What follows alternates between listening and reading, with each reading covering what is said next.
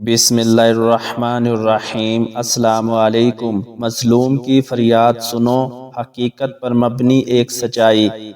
یہ ایک ایسی آگ ہے جس کو بجھایا نہ گیا تو اس کی تپش آہستہ آہستہ پورے معاشرے کو اپنی لپیٹ میں لے لے گی۔ پچھلے دنوں جب میں خبریں پڑھ رہا تھا تو ایک خبر نے مجھے سوچنے پر مجبور کر دیا۔ وہ خبر یہ تھی کہ سعودیہ عرب میں میاں نے بیوی کو تھپڑ مار دیا اور تھپڑ مارنے کی سزا کے طور پر میاں کو 1 دن جیل کی سزا کھانی پڑی۔ میں نے سوچا کتنا اچھا اور انصاف پسند ملک ہے کہ انصاف خود چل کر مظلوم کے پاس آتا ہے۔ اگر اسی انصاف کو ہم اپنے ملک میں تلاش کریں تو شاید ہی کوئی ایسا انسان ہوگا جسے ایسا انصاف کبھی ملا ہو۔ ہمارے ملک میں لوگ در بدر کی ٹھوکریں کھاتے انصاف کی امید لیے اللہ کو پیارے ہو جاتے ہیں، یا یوں کہیے کہ جب مظلوم لوگوں کی انصاف ملنے کی امیدیں دم توڑنے لگتی ہے تو وہ اللہ کی طرف امید کی آس لگا کر بیٹھ جاتے ہیں اور کہتے ہیں کہ اللہ کے ہاں تو انصاف ملے گا۔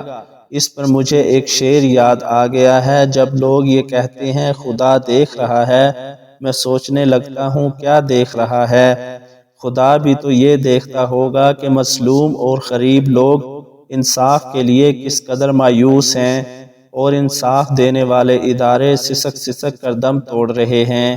سعودیہ عرب میں تو ایک تھپڑ کی گونج پورے ملک میں پھیل گئی، لیکن پاکستان میں خواتین پر تشدد کے واقعات دیکھ کر دل خون کے آنسو روتا ہے۔ بدقسمتی سے اسلامی ملک ہونے کے باوجود پاکستان میں خواتین غیر محفوظ ہیں۔ ہم اخبار اٹھا کر دیکھیں تو شاید ہی کوئی ایسا دن ہو جس دن عورتوں پر تشدد اور قتل کی خبر نہ چھپی ہو۔ کہیں مظفر گڑھ کی آمنہ پولیس کے سامنے اپنے ساتھ ہونے والی زیادتی کا یقین دلاتے ہوئے موت کو گلے لگا لیتی ہے، تو کہیں لاہور کی سڑکوں پر نرسوں کو بدترین تشدد کا نشانہ بنایا جاتا ہے۔ گوجرانوالہ میں پولیس کے افسر کے بیٹے ہوا کی بیٹی کے ساتھ زیادتی کرتے ہیں اور پسرور میں گھریلو ناچاکی پر خامد اپنی شریک حیات کو زندہ جلا کر مار دیتا ہے۔ لاہور میں آدم کے بیٹے ہوا کی معصوم 5 سالہ بیٹی کو اپنے ہوس کا نشانہ بناتے ہیں، تو کہیں ملک کے دارالحکومت میں قومی اسمبلی کے سامنے خواتین پر بدترین تشدد کیا جاتا ہے۔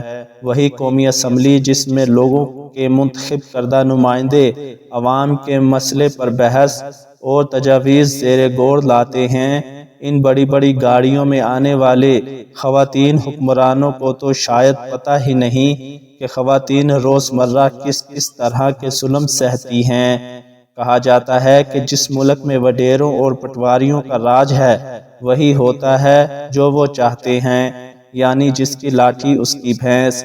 یہ خواتین پر تشدد اور ظلم کے صرف چند واقعات ہیں جو میں نے بیان کیے، ایسے لاکھوں واقعات اور بھی ہیں جنہیں میں لکھنا شروع کروں تو میری قلم کی سیاہی ختم ہو جائے گی، مگر واقعات کا تسلسل ختم نہ ہوگا۔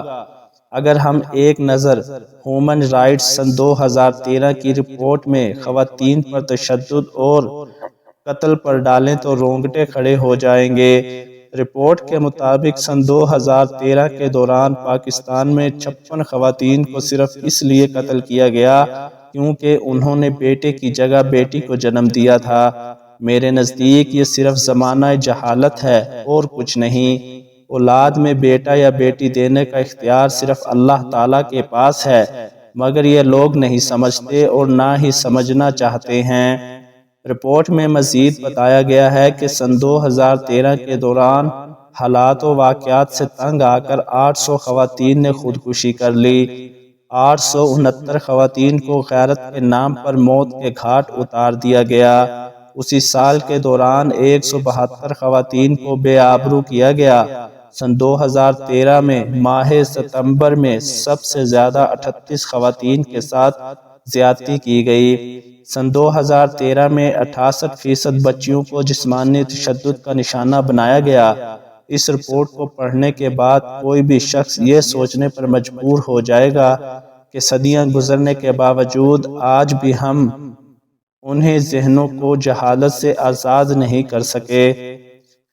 ہمارے حکمرانوں، انصاف کے نعرے لگانے والے ادارے، پولیس سب کیا کر رہے ہیں؟ کیا انہیں حالات کی چکی میں بس ہوا کی بیٹی کی چیخیں سنائی نہیں دیتی؟ کیا انہیں بے بس خواتین انصاف کے لیے ایڑیاں رگڑ رگڑ کر جان دیتے ہوئے دکھائی نہیں دیتے؟ یہ ایک ایسی آگ ہے جس کو بجھایا نہ گیا تو اس کی تپش آہستہ آہستہ پورے معاشرے کو اپنی لپیٹ میں لے لے گی، اور ہمارے پاس سوائے افسوس کے کچھ نہ رہے گا۔ ویڈیو اچھی لگے تو چینل کو سبسکرائب اور ویڈیو کو لائک کریں۔